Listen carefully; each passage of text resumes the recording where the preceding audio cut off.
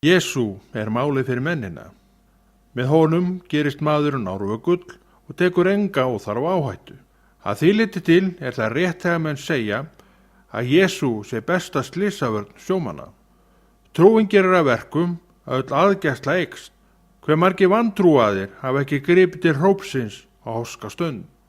Trúin er nær fólki en því sjálft grunar, en sést ekki nema þegar á reynir. Það eitt og sér dugar samt engum.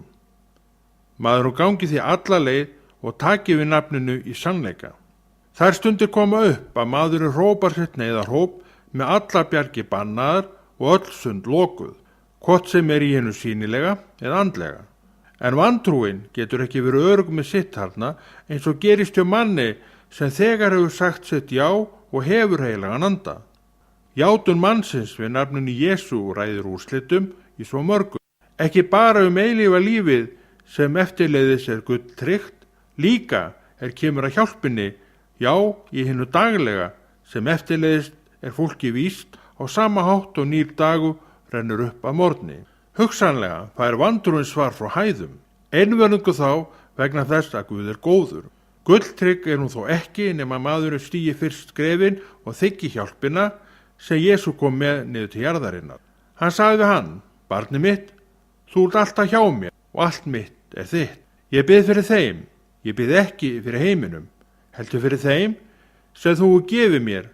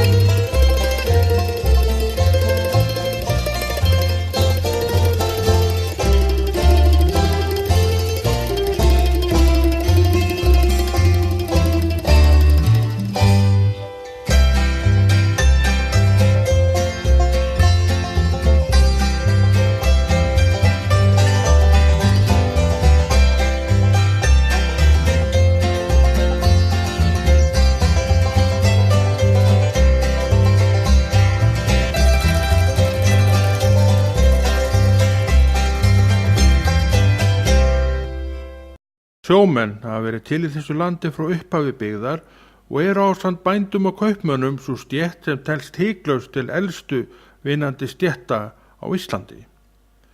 Fengsælfiskimiðin voru fljótlega nýtt og knörrum róðu til fiskja og veittissoðið og til frekari verkunar og sölu sem önduvert gaf mönnum tekjur. Og eigundur bátana gátu haldið knörru sínu við og greitt mannskapnum laun. Sjómannastéttinni gegnir sem sjáma og gríðalegu hlutverki í allir sögu landsins sem að hafa í huga og gera vel við. Sjómennskan gengur svolítið ættir og ekki óalgengt að synir feti fótspor feðranna sem stunduðum á sjóin ævin á enda.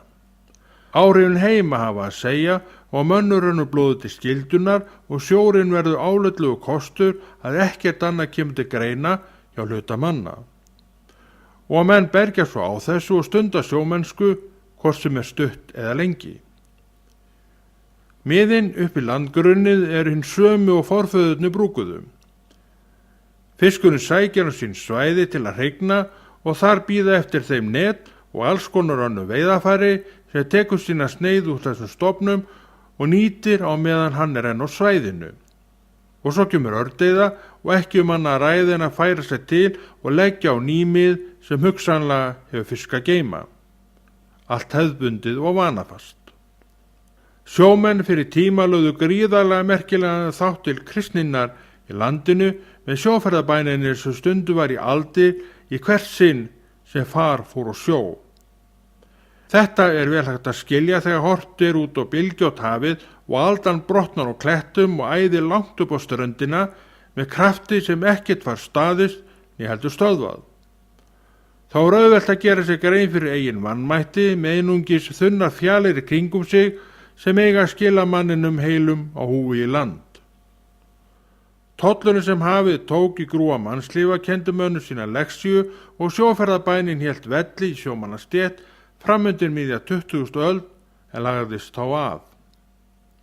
Að sagt vegna vélarinnar sem kom í bátana og talið að hafi yfirgnægt bænakap mannskapsins og sálmsins sem sungin var á útleiðinni. Greinlegt að farið var með sjóferðabæn eftir að vélarnar komu í þessa báta.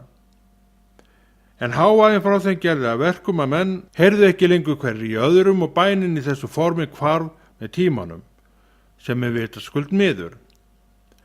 Ekki samt svo að skilja að bæn manna hafi þar með hætt, en eftirleiðis var hún iðkuð með öðrum hætti og færri voru þáttakandur og kannski einvörðungu fólk sem átti til lifandi trú í sínu hjarta og menn hættir að biðja opinberlega.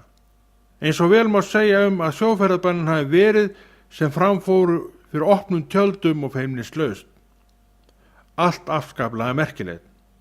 Ekki verður annað sagt og skilaði góðu einu til kynslóðuna sem menn enn í dag nýta og njóta.